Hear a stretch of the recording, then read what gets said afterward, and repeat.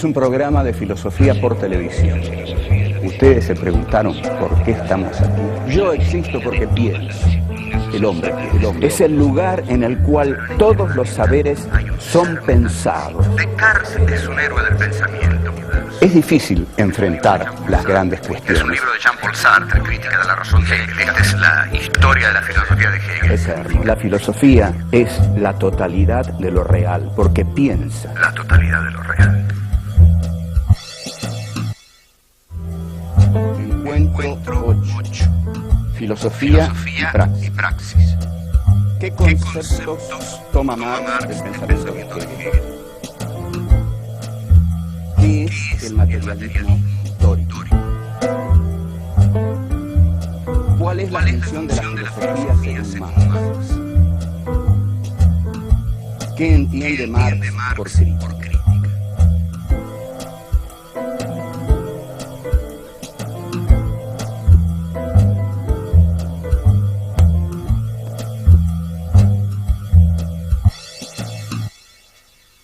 Hablar de Marx en la Argentina no es lo mismo que hablar de Marx en la Sorbona, o en Harvard, o en Princeton. Hablar de Marx en la Argentina es, para mí, por ejemplo, tener un poco de miedo, o recordar el miedo. Acá, en una denominada lucha contra el marxismo internacional, se mató a demasiada gente.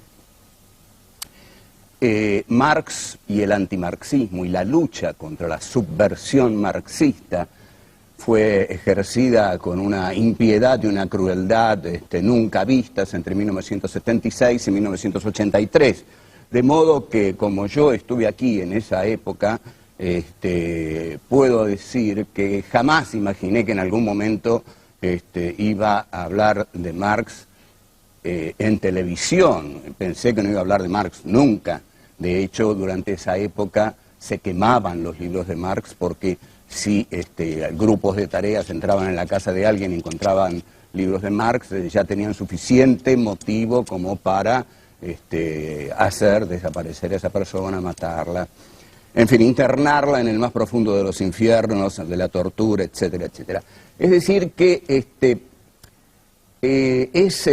tiene su historia Marx en uno. Por otro lado, siempre eso fue una atrocidad histórica, y como no es eso lo que vamos a dar, sino que vamos a dar el pensamiento de Marx, quiero decir que es una especie de júbilo de la vida democrática argentina que yo esté dando Marx en este programa. Así que tomémoslo así. Marx es un pensador fundamental de la historia de la filosofía, del pensamiento económico. De hecho, El Capital es, junto con La riqueza de las naciones de Adam Smith y Los principios de tributación de David Ricardo, los 3 libros fundamentales en economía. Karl Marx es un discípulo de Hegel, es el más brillante protagonista de la izquierda hegeliana.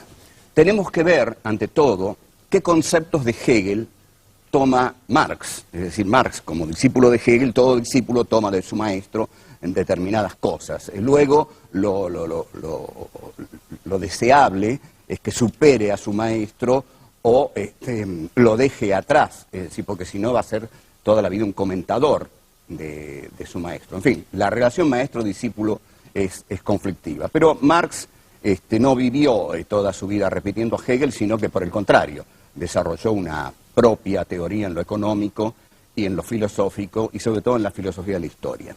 El concepto fundamental que Marx toma de Hegel es el de la negación en la historia. Esto es la dialéctica.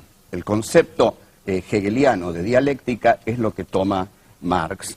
Y Marx lo asocia, y esta es una originalidad tremenda de Marx, muy fuerte, asocia este concepto de negación con una determinada clase social, que es el proletariado.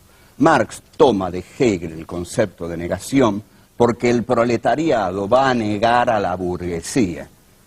Negarla quiere decir la va a destruir, va a hacer una revolución por la cual va a combatir contra el orden burgués lo va a superar y va a instaurar una sociedad sin clases, una sociedad que Marx va a llamar una sociedad genérica, una sociedad en la cual no va a haber ya explotación del hombre por el hombre. Entonces, el concepto de negatividad para Marx siempre va a estar ligado a la praxis del proletariado, a la praxis política, social, sindical del proletariado. Pero si nosotros hablamos filosóficamente, la negación dialéctica en Marx se encarna en el proletariado. Es el proletariado el que va a ejercer la negación sobre la burguesía y de esa negación se va a pasar a una nueva instancia, que es lo que es el tercer momento de la dialéctica hegeliana, el de la conciliación, y en esa nueva instancia es lo que Marx va a llamar a esa nueva instancia la del comunismo o la del socialismo. En esa nueva instancia ya las clases habrán sido superadas, habrán sido dejadas atrás y se instaurará una sociedad, como dije, sin explotados ni explotadores. Esto es fundamentalmente lo que Marx toma de Hegel, junto con algo que tenemos que recordar, que ya habíamos dicho que toma, que es de la dialéctica del amo y el esclavo, que como vemos es una fuente inacabable de recursos para todos los filósofos. Marx toma de la dialéctica del amo y el esclavo la parte, el concepto del esclavo trabajador. El esclavo trabajador en Hegel va a ser el proletariado trabajador de Marx. El proletario que en la fábrica es expoliado por el capitalista, es lo que en Hegel era el esclavo trabajador, que era a través de él que se hacía la historia. Acá va a ser el proletariado industrial, aquel que trabajando, llevando adelante su praxis, va a poder revolucionar la historia humana.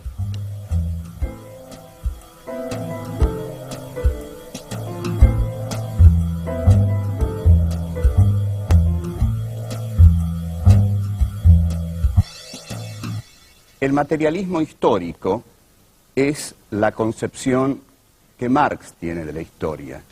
Marx piensa a la historia como una materia, porque, esto lo habíamos visto, la materia es ese elemento con el que trabaja el proletariado. Su filosofía es llamada materialismo histórico porque estudia lo concreto de la historia, digamos, las relaciones de producción, las clases sociales, los conflictos sociales, las relaciones políticas, los conflictos políticos. Todo esto, todo digamos, el infinito orbe de la materialidad de la historia es la materia de justamente esta concepción de la historia que es el materialismo histórico y que Marx desarrolla en varios libros, en el Manifiesto Comunista de 1848, que es un libro que traza justamente una filosofía de la historia. Nosotros vamos a ver qué se entiende por una filosofía de la historia y, bueno, también está presente en el Capital, en los textos, en los Grundrisse, que son los elementos de economía política. Pero digámoslo así, el materialismo histórico es ese pensamiento que se ocupa de encontrar en la materia histórica, la materia del pensamiento. El pensamiento piensa la materialidad histórica.